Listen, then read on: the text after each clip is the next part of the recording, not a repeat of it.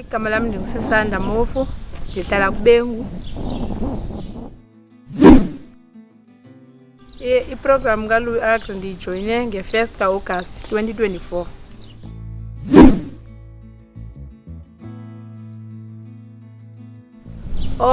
Ubomi bam before ndijoyine le project kaLouis Agri bendingenzi into, bendingaphangeli, bendingafundi.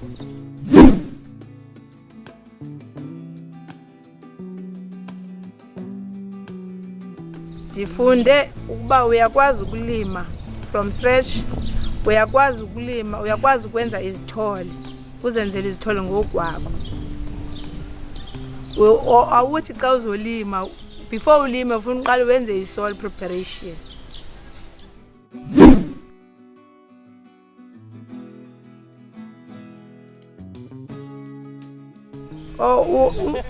Ukhona umohluko owenziwa yile project apha ekuhlaleni kakhulu, because uninzi lwethu silulutsha lakuBengu besingaphangeli, and then ngoku enye into eyenzekayo nasebahlalini bayakhona ukufumana izityalo bengayanga edolophini, like sibazisela izityalo door to door most of the times.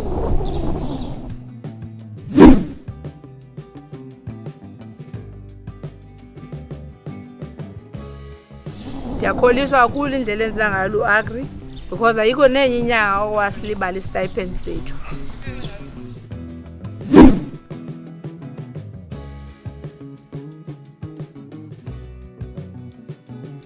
uLouis Agri usinikeze i-toolkit.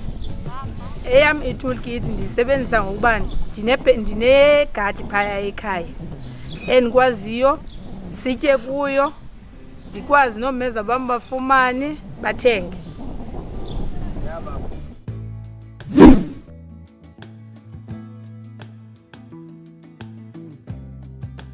Iminqweno yam ubheka phambili ngale project, since ndifumene le information ndiyifumeneyo, ndinomdla ukuba ndiyisebenzise, ndiqhubekeke nokulima, like ndilime yonke laa gadi apha endlini, ndikwazi ukuthini ukunceda i-community yam, ndincede napha endlini batye iveji efresh.